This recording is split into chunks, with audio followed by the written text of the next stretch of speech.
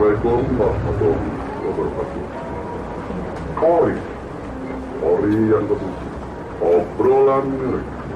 Untuk kali ini, di suatu Apotekom Tandusa akan menghadirkan perdana dari Tandusa itu sendiri.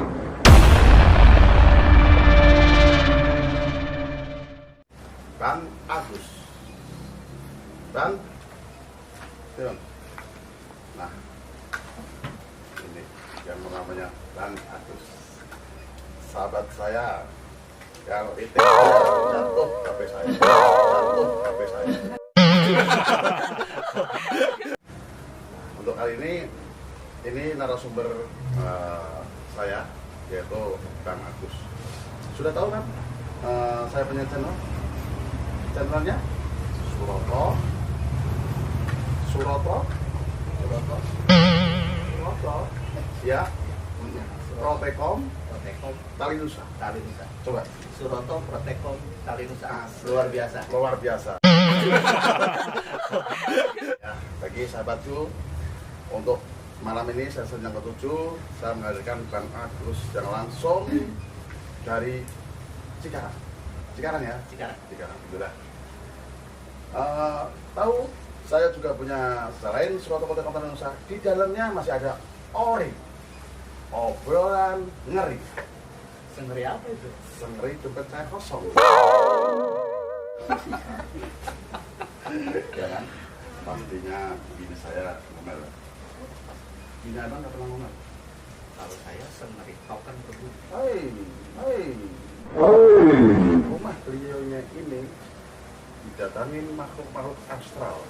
Makhluk yang tidak kelihatan dan energinya sangat kuat sekali. Bagaimana dong ceritanya Bang? Untuk kok bisa abang punya rumah yang didatangin makhluk astral? Kalau saya, rumah saya seringnya didatangin tiap kolektor Bang.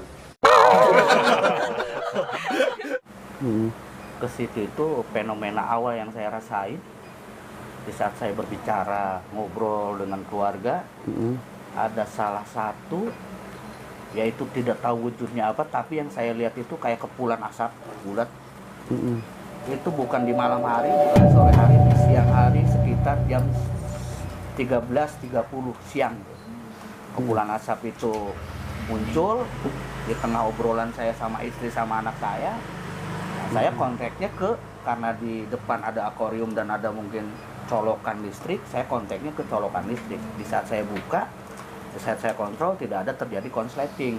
Cuma kepulan asap itu memang bulat, tapi itu bulat itu di saat dia memecah itu kepulan asapnya halus benar-benar halus, dan menyebar sampai masuk ke rumah. Itu abang lihat langsung? Lihat, mungkin saya juga melihat dengan mata kepala saya sendiri, dan istri saya juga melihat, dan kedua anak saya juga pun melihat itu. Kejadian tersebut itu. Pada saat bangun rumah kan biasanya kalau orang Jawa itu di hari hanya ada gitu kan? Betul. Apa dulu nggak ada bancakan atau apa gitu? Jadi di saya pas, karena dulu pembangunan rumah itu saya pas di 2015 itu bulan Juni itu pas bertepatan dengan bulan suci Ramadan. Dan yang membangun rumah saya juga itu mungkin ya kalau saya bilang ahli-ahli ibadah lah. Karena pembangunan rumah saung itu nggak sembarangan semuanya tukang apa itu tuh bisa gitu kan. Jadi tukang khusus yang mendesain rumah saya itu dulu khusus kan. Dia mungkin ritual dengan keagamaan juga ya, namanya kita mau bikin rumah ada lah mungkin syukuran yang sekedarnya saja yang saya lakukan itu. Dan dengan sekedarnya itu ya mungkin beriring waktu sampai 10 hari sebelum lebaran itu rumah itu jadi dan saya tempatin. Jadi pada saat bangun rumah abang nggak di situ ya? Enggak. Belum di situ. Masih saya tinggal di asrama. Ya. Proses bancakan atau hari itu abang nggak yang punya hajat nggak menentukan tuh nggak? Atau nggak nyari? Kalau saya nggak nyari hari karena saya mungkin lupa kali ya, bangun aja ya? Iya, asal ya mungkin kurang, mungkin saya pemahaman seperti itu, bangun aja, tinggal pindah-pindah aja, ya mungkin secara syukuran ikhtiar kita mungkin kepada Yang Maha Kuasa, saya berdoa mudah-mudahan saya aman di sini. Tapi kebuktiannya mungkin Itu dah ya. ada sesuatu yang kejanggalannya yang saya rasakan cukup banyak. Bukannya kalau abang ini asli mana? Saya Bandung. Bandung ya. Oh, kalau kejawen itu biasanya kalau kita mendirikan rumah itu terus ada cakar ayam aja dibacakin, dah. Ya kan? Ini mendirikan rumah cakar ayam pertama itu harus ada bacakan seperti itu. Tapi karena mungkin adatnya kan berbeda-beda ya. Itu. Mungkin ketidakpemahaman saya. Iya.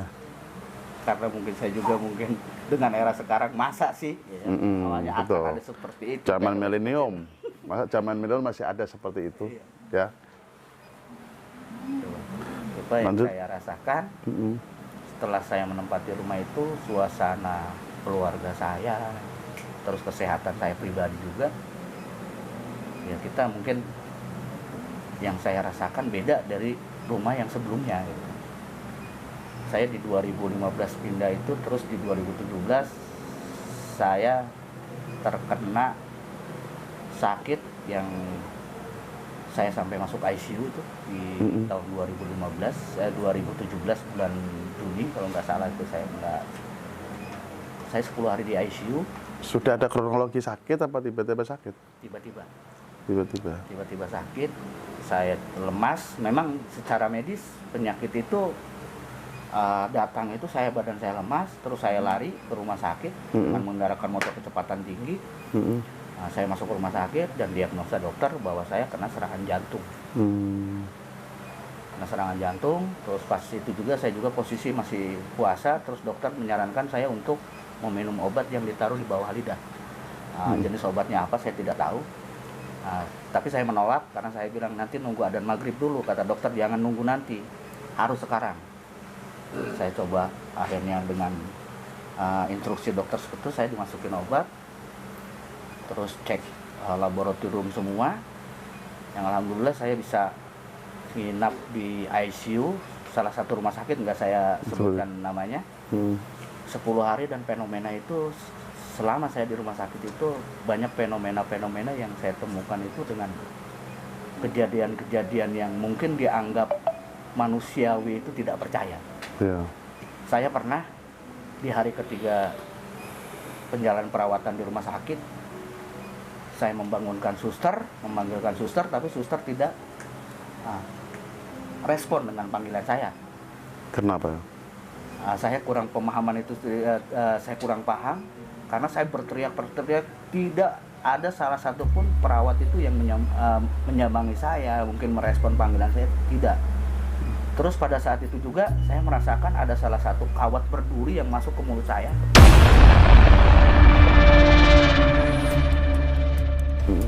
Sampai saya rasa itu sampai ke ujung ibu jari saya. Terus pas itu fenomena saya udah teriak kemana-mana dan alhamdulillah saya masih mungkin mengucapkan lafaz berzikir, berselawat, bersyahadat, itu masih saya sebut terus. Terus saya manggil semuanya yang ada di ruangan itu, tidak ada satupun yang merespon panggilan saya. Terus pas saat fenomena yang paling sakit di hidup saya itu, di saat kawat berduri itu ditarik.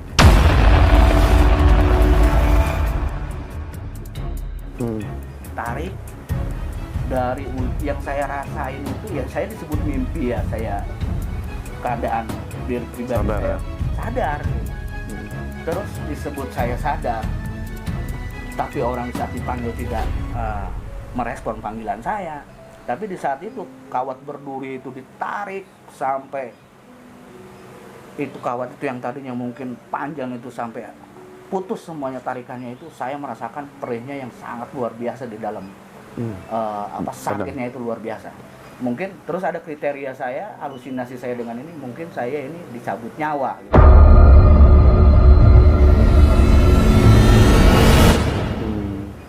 Saya berdoa terus, alhamdulillah pas mendengar azan subuh, saya bangun dari bed keperawatan, saya duduk dan memanggil perawat, dia merespon.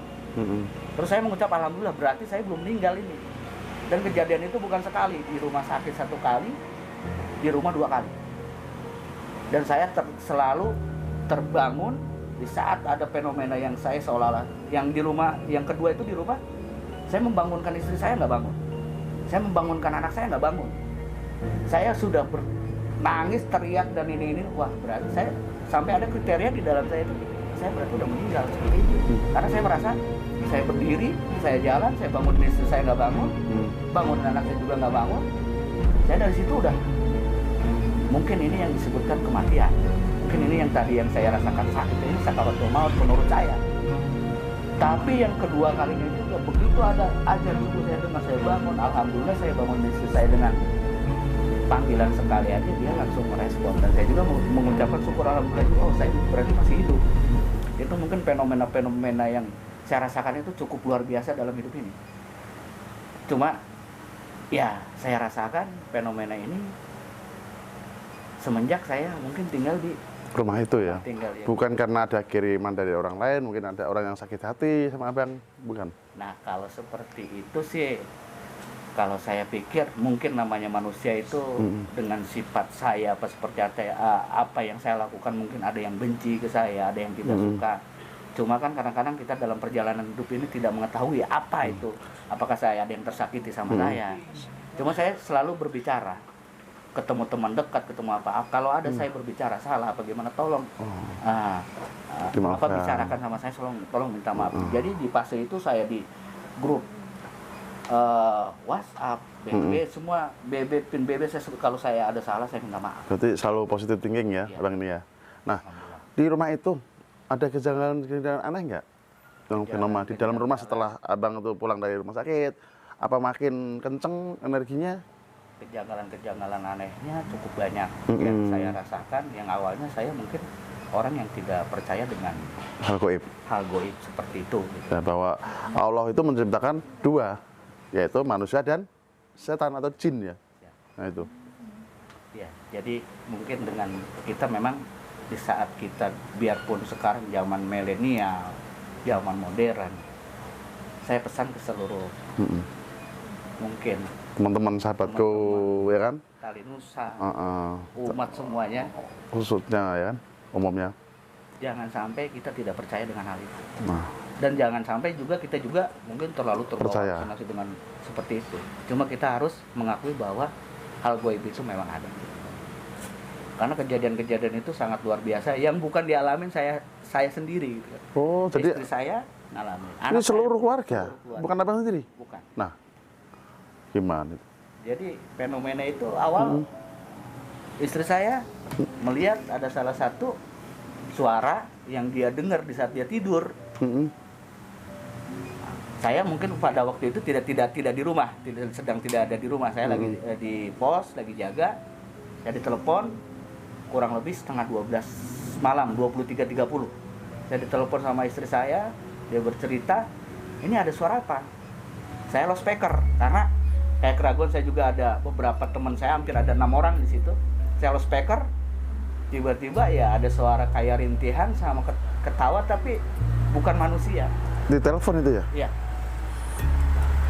Tapi nggak ada nomornya? Nggak, istri saya nelpon. Oh. Tapi suara itu muncul. Telepon ke siapa? Ke saya. Loh. Jadi di saat istri saya nelpon dengan dia mendengar suara ada keanehan suara di rumah, istri saya nelpon saya. Terus saya jawab, ini suara apa? Karena saya lost speaker biar ada mungkin saksi-saksi teman saya yang lagi saya ngobrol di pos itu, di tempat jaga itu. Ya mungkin kalau suara dibilang, kalau saya lihat TV apa film kayak suara sejenis, mohon maaf, kayak kuntilanak.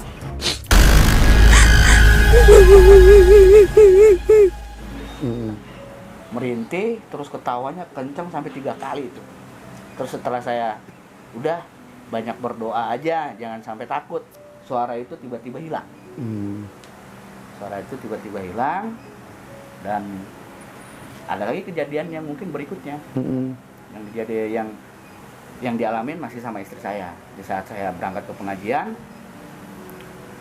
dia telepon tapi saya nggak keangkat. Pas tiba-tiba saya pulang ke rumah sekitar jam 2:30, 3 karena saya mungkin belajar untuk ilmu-ilmu agama, wirid, saya membaca Al-Quran, saya belajar. Saya pas pulang, istri saya mukanya nggak seperti biasanya. Biarpun bangun tidur, orang yang biasa sama nggak biasa itu saya lihat istri saya kok kayak ketakutan tinggi terus, tapi dia tenang, tetap tenang. Cuma mukanya tuh pucat. Saya setelah mungkin saya kebiasaan saya mau masuk rumah saya berwudu dulu, nah saya tanya kenapa, dia melihat di saat tidur ada salah satu sosok goib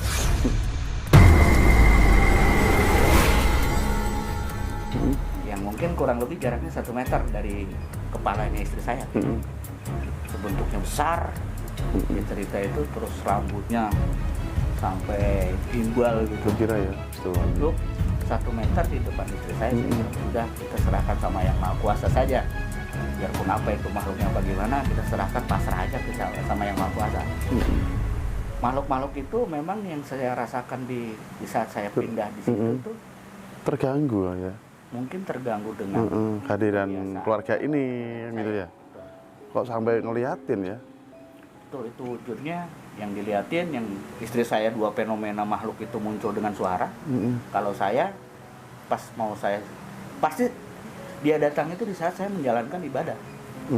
Kayak malam. Nggak suka ya? Kayak tidak suka. Waktu itu malam saya lupa hari dan tanggal bulannya, tapi saya merasakan saya habis sholat tahajud, ya mohon maaf saya bukan bercerita dengan ibadah saya. Di saat saya wirid, ada salah satu fenomena makhluk yang hitam tinggi besar itu langsung nerekam saya, dan saya juga kayak berantemnya itu kayak manusia. Udah fight aja sama dia. Cuma pas saya mengucapkan lafaz Allahu Akbar, saya tendang, dia loncat melalui jendela itu, tapi hilang begitu aja karena jendela itu kaca, tapi jendela itu nggak tembus, tapi saya lihat dia loncat lari ke situ. Semakin abang kuat ibadah, semakin kenceng energinya. Ya, tapi semakin kenceng, abang pun akan semakin kuat ibadahnya. Tetap gitu ya. Jadi mungkin pesan saya kepada seluruh teman-teman Tali Nusa dan semuanya mungkin ini, jangan sampai di saat kehidupan kita manusia itu ada, jangan kita menyepelekan apa tidak pamit apa seperti apa dengan makhluk-makhluk mungkin goib yang ada yang selalu ada, yang sebelum ada kita. Wong kita ini selalu berdampingan dengan hal-hal goib ya. Dimanapun ada. Betul. Ya. Saya berjalan gangguan itu Pak Suroto, alhamdulillah yang saya rasain hampir 5 tahun. Wow. 5 tahun. Cukup lama. Baru enaknya hidup saya ini baru setahun ini aja. Alhamdulillah. Itu sampai ganggu istri, anak juga diganggu. Ya, betul. Anak pernah diganggu? Anak saya pertama mungkin karena kebiasaan anak-anak saya itu di saat azan subuh dia pada bangun. Pada bangun, mungkin saya masih tertidur karena saya baru pulang jam 3. Cuma pas di saat dia sudah melaksanakan sholat subuh, katanya ada yang ketuk rumah. Anak yang pertama yang laki-laki buka pintu. Cuma dia langsung kembali ke kamar dengan muka pucat membangunkan saya. Ya bangun, sholat. Saya bangun. Terus dia kayak mau berbicara tapi ketahan. Saya tanya terus, kenapa? Kamu ngelihat apa? Kamu kayak ketakutan. Tadi ada yang ketuk pintu, pas dibuka sama abang, anak saya berbicara gitu. Tiba-tiba ada salah satu sosok yang mohon maaf, dia bilang sih kayak pakai baju putih tapi kayak merah-merah bekas tanah gitu. Terus matanya berdarah. Terus anak saya yang perempuan pun, bukan anak saya yang laki-laki, dua-duanya pun bisa, ya mungkin dengan rezekinya dia mungkin bisa melihat apa yang ada di situ tuh. Anak saya dua-duanya bisa melihat. Kadang-kadang ada kayak ada anak saya yang perempuan itu biasanya dia memang mentalnya dari yang laki-laki lebih kuat yang perempuan. Ya itu ada pocong, ya itu ada ini. Bisa langsung ya, tahu ya. Anak saya sering itu, ya itu ada pocong di situ ini. Saya bilang jangan. Terus tiba-tiba pas dia berbicara kayak gitu, dia melihat salah satu ular dan dia kejar itu sebelum isya. Ada ular merah, kuning, pokoknya ada 4 warna, putih. Itu ular apa balon? Ya itu kayak ada merah, kuning. Itu yang saya lihat di saat anak saya ngejar. Memang warnanya seperti itu Pak Suroto. Kalau anak saya kan ngejar ke balon, warna merah kuning. Tapi kalau beda ya. Merah kuning hijau, iya. Dikejar sama saya tahan. Masuk ular itu ke ya memang kalau rumah saya di samping bambu, kebun bambu, di depan kebun bambu, di belakang pohon randu kapas yang mungkin luar biasa besar ya. Cuma kesininya setelah saya mungkin bukan berinteraksi, saya terus mungkin berdoa, mudah-mudahan saya di sini bisa dikasih ini. Ya intinya kita memang dimanapun kita berada harus permisi. Mungkin itu kesalahan saya yang saya akui. Di saat saya mungkin bukan mediasi, saya berbicara di dalam doa saya, mudah-mudahan seluruh yang ada di sini dengan ada tingkah laku saya yang mungkin salah, apa langkah saya yang mungkin menginjak, yang mungkin di sini ada tempat siapa, saya berpamitan, saya meminta maaf. Ya istilahnya bahasa Jawa sama Sunda hampura, saya minta maaf, saya di sini cuma mau menghidupi keluarga saya, mau membesarkan anak-anak saya. Saya di sini tidak ada maksud untuk mengganggu keadaan yang sudah ada. Tapi alhamdulillah dengan kesininya kayaknya sih lebih nyaman, bersahabat, ya? lebih nyaman. Nah, itulah sahabatku, cerita dari Bang Agus dimanapun kalian berada. Jangan pernah suuyon atau kesombongan akan muncul, bahwa kesombongan itu hanya milik Allah. Nah, dimanapun kalian mau ke tempat yang baru, membangun rumah, adatnya bagaimana, kan gitu. Jangan merasa, wah saya paling hebat, saya nggak akan melakukan seperti itu. Jangan pernah. Ya, ke tempat baru permisi. Ini dialami teman saya sendiri, ya. Beliaunya ini memang tidak tahu, tetapi kita tidak pernah tahu sekitar situ bagaimana, ya. Jadi kita harus apa? Harus tahu dulu. Oh, di sini adatnya seperti ini. Ya kita harus tahu dulu. Yaitu ya apa tadi, izin, ya kan. Jangan asal bangun aja udah. Kulon nuwun, yang itu ya. Baik. Sesi ini yang paling ditunggu-tunggu sahabat. Apa itu? Mediasi. Sahabatku, Ori, kalian pasti nunggu ini kan? Apa itu? Mediasi, ya Bang. Boleh kita bermediasi mau melihat di rumah Bang? Boleh ya. Nah, nanti tempatnya di sini. Oke. Kita langsung panggil, tidak lain siapa itu? Ki Klopo. Nah, sampai ini.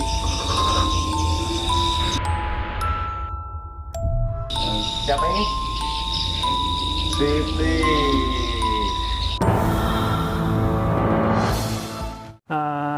Saya di sini datang nggak sendirian, saya bersama dengan teman saya, namanya Mas Bro. Mas Bro ini nanti akan menjelaskan bagaimana kondisi dan keadaan di rumah Pak Agus ya, klien kita untuk di Ori season ke-7 kali ini. Jadi nanti saya akan coba mediasi untuk komunikasi. Coba dibayangkan ini hanya komunikasi biasa dan jangan terlalu percaya dengan apa yang mereka katakan 100% ya. Oke. Sekarang saya mau bertanya dengan sahabat saya, Mas Bro. Bagaimana kondisi atau keadaan di rumah Pak Agus? Mungkin bisa melihat flashback ke belakang gitu. Mungkin dulu tempat itu bekas apa seperti itu? Insya Allah. Kalau dilihat dari penglihatan saya di masa lalu itu sekitar tahun 1983-an. Top 83 berarti sudah sekitaran, kalau sekarang puluhan tahun ya? Udah puluhan tahun, kisaran 30 atau 30 lebih lah. Oke. Jadi sebelum rumah itu dibangun itu tadinya itu bekas tempat pemakaman. Pemakaman ya, pemakaman warga ya. Bukan warga, dan di situ ada salah satu makam. Di situ makam itu bukan orang biasa. Jadi lumayan makam yang berilmu tinggi. Jawara lah. Dibilang bukan. Jawara bisa, dibilang ini sepuh kalau ada. Sesepuh. Oke. Nah, makam sesepuh di situ.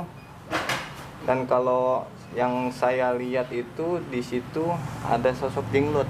Jenglot. Iya. Okay. Jenglotnya itu di dalam kerumbunan pohon bambu. Sosok jenglot itu. Dan kalau kita lihat sosok jenglot itu, dia suka menjelma jadi orang yang tinggi besar, rambutnya gondrong. ininya rada berbulu sini. Oke. Nah, itu termasuk piaraan sepuh tadi. Oke. Mungkin awal mula dibangun pembangunan itu tidak ada mediasi izin, ritual selamatan atau memohon doa sama Allah, minta sama Allah, mungkin di situ. Yang biasa orang lain lakukan Yang biasa ya. orang lain lakukan, Oke. adat-adat di situ. Dan jadi setiap orang yang nempatin tempat itu, makhluk yang di situ itu ngerasa terganggu dan diinjak-injak lah, gitu istilah kata. Makam saya, badan saya diinjak-injak ini sama orang, nggak ada permisi, nggak ada apa gitu. Kalau bahasa kita gitu. Oke. Jadinya efeknya itu ke orang yang ninggalin di tempat itu. Keluarga yang dari rumah itu sendiri Keluarga ya. yang di rumah itu sendiri. Oke. Kalau mendengar dari cerita Pak Agus sendiri tadi kan sudah 5 tahun, berarti memang Pak Agusnya sendiri tidak mau mencari tahu atau bagaimana? Seperti itu? Ya bisa jadi mungkin ada salah satu warga yang bisa menceritakan yang tadinya emang kagak ada rumah di situ. Oke. Di tahun itu emang gak ada rumah. Oke. Itu tuh cuman makam aja, pemakaman yang dibeli sama orang lah, diberi sama orang, dibangun rumah itu. Jadi saat pembangunan rumah itu nggak ada kayak selamatan, kayak ritual izin lah, menghargai makhluk yang tidak kasat mata yang ada di situ. Seperti itu ya. Dan itu untuk sejarahnya ya. Dan kalau untuk masalah gimana sih? Kalau dihitung-hitung selama 5 tahun itu sekarang kondisi keluarga Pak Agus atau dengan mereka apakah masih bergesekan atau memang sudah masih? Dan sampai sekarang masih ada sosok pocong di pohon bambu. Pohon bambu. Nah, kalau tengah malam mungkin ada salah satu penghuni rumah situ suka mendengar perabotan kalau malam tuh kelenteng gitu. Apa namanya, pada berjatuhan bersuara. Gitu. Oke. Eksistensi ya. Eksistensi. Jadi energinya emang cukup besar, terutama yang tadi sosok makhluk tinggi besar itu yang rambutnya lumayan, tapi dia laki-laki.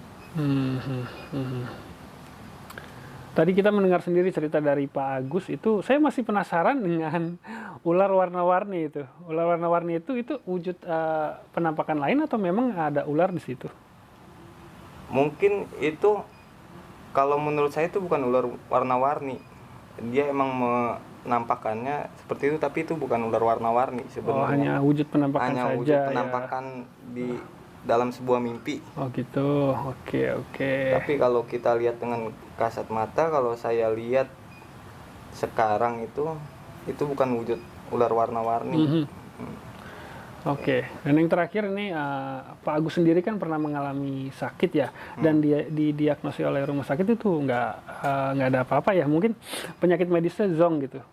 Nah, emang energinya sangat kuat di situ. Oh, gitu. Energinya itu mencelakakan, lebih meneror penghuni yang ada di situ.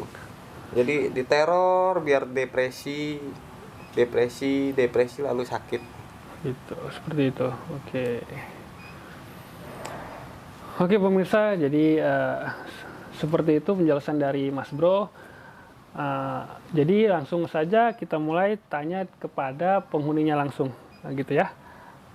Kita coba mulai mediasinya, dibantu ya Mas.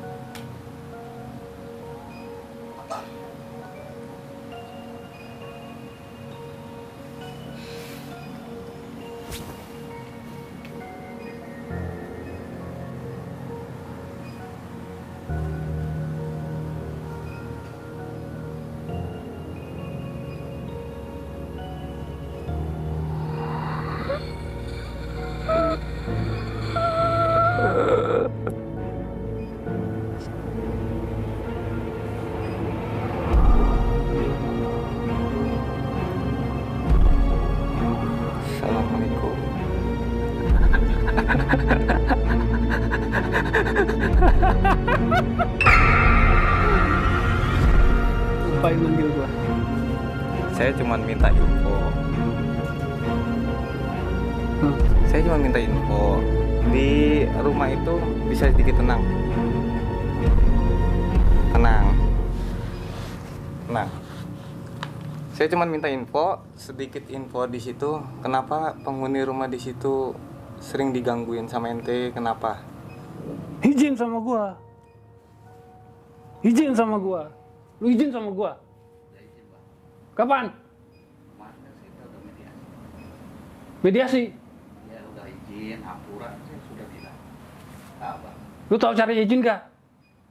Gimana, Pak? Kasih tahu, Bang. Kasih tahu, Bah. Emang maunya apa, Bah? Maunya seperti apa izinnya itu? Abang mintanya apa? Ya kan sekarang kita kan manusia. Mungkin Bapak ini nggak melihat sosok Abah, nggak melihat sosok jenengan seperti apa. Jadi seharusnya Gue minta Ini izinnya maklum, diulang. Gue enggak. minta izinnya diulang. nggak saling mengganggu. Diulang. Maunya diulang seperti apa? Seperti orang lain yang lakukan. Seperti lu mau bangun rumah. Seperti lu mau izin sama orang tua lu.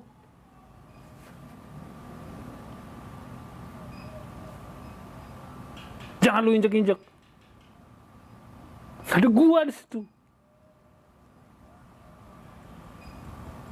Paham? Ya, ya, Bang. Ada minta syarat apa gimana? Enggak. Tunggu, saya mau nanya. Ente itu Islam apa kafir? Islam apa kafir? Tolong jawab. Buat apa? Kalau ente baik, ente Islam, seharusnya bisa saling menghargai. Jadi saling ngerti. Kalau kita itu kagak bisa lihat jenengan, nggak bisa tahu. Kan dunia kita berbeda. Mungkin ente punya kekuatan bisa ngelihat alam dunia, dan Pak Agus ini nggak bisa ngelihat alam ente, nggak bisa. Ente di situ harus maklum, jangan ngeganggu sesama makhluk Allah. Kan kita sama-sama makhluk Allah. Panas banget ini badan. Yang kita sama-sama makhluk Allah. Jangan ganggu kalau sama-sama makhluk Allah. Sekarang ente kalau diganggu sama aneh gimana? Berani lu. Ini kalau misalnya ente diganggu sama aneh itu gimana gitu? Kan nggak enak saling ngeganggu. Nah, takut cuma sama Allah. Assalamualaikum. Hai. Assalamualaikum. Yang. Assalamualaikum. Dengan siapa ini, Mas? Yang Guntur. Yang Guntur. Ya panas banget ini badan. Ih. Yang Guntur. Udah. Udah. Nih, Yang Guntur. Jadi tolong dimaklum aja ya. Enggak. Yang Guntur. Yang. Nih, Yang. Ya, saya temannya Mas Agus yang punya rumah. Ya. Kita hidup berdampingan ya. Ya. Kan kita itu berdampingan. Ya, Kita ya. sama-sama ciptaan Allah. Kan ada ayatnya. Allah ciptakan jin dan manusia hanya untuk beribadah kepadaku. Makanya aneh tanya, ente kafir apa muslim? Kafir. Kenapa ya? Mau nggak masuk Islam? Mau nggak jadi muslim? Biar nggak panas. Biar nggak panas. Biar nggak panas. Jadi kalau ada ayat-ayat Allah, kalau ada kita ngomongin Allah, ente nggak kepanasan. Lu ngomong sama teman-teman gue sono. Ya ntar aneh ngomong. Insya Allah aneh ngomong atas izin Allah.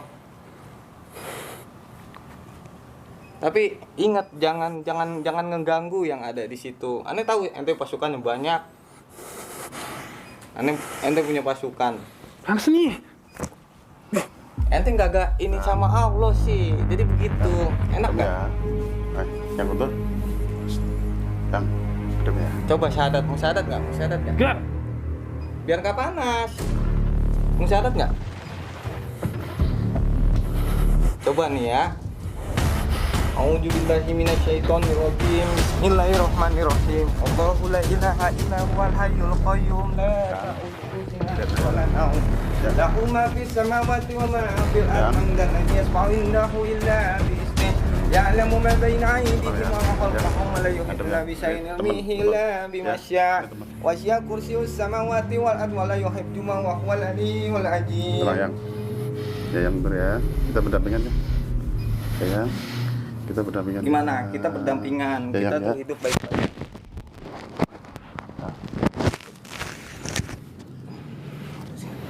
Oke guys. Nah begitu tadi sahabatku cerita dari pengalaman dari Bang Agus, meeting saya, saudara saya, baru silaturahmi di rumah saya dan menceritakan kalau ada kejadian makhluk astral. Nah ini coba menurut di Lopo maupun Mas Bro sudah orangnya di rumah beliau ini sudah aman ya? Ya, sudah aman insyaallah. Jadi kita bisa mengambil hikmahnya tadi sesuai dengan pembicaraan Pak Agus dengan Om Suroto ya. Apa namanya? Harus banyak-banyak permisi ya, harus banyak-banyak pamit atau mencari informasi lah terlebih dahulu sebelum kita melakukan sesuatu.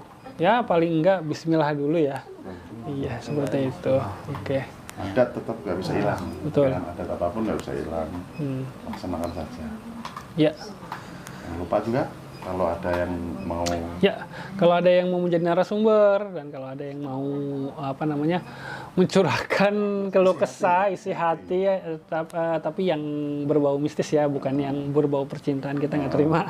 Ya. Ya, bisa hubungi nomor di bawah atau bisa langsung email ke kontak yang ada di YouTube kita. Assalamualaikum warahmatullahi wabarakatuh. Gemblong, menurutmu gimana untuk ori ini? Pas, mantap. Pas mantap. Beda ya? Ya, pas mantap. Jadi ori menurut Ki Gemblong gimana? Luar biasa. Membantu banyak orang. Ngasih informasi ya. Apa ya? Ngasih informasi masyarakat. Ngasih informasi ke masyarakat. Dan juga menambah wawasan kita. Kita tahu ya kan bahwa selain kita ada makhluk Allah yang lain. Mungkin itu aja Pak Suroto. Menurut penerawangan Aki? Wah saya belum bisa itu. Oh belum bisa. Semoga ori sukses ya. Amin amin amin.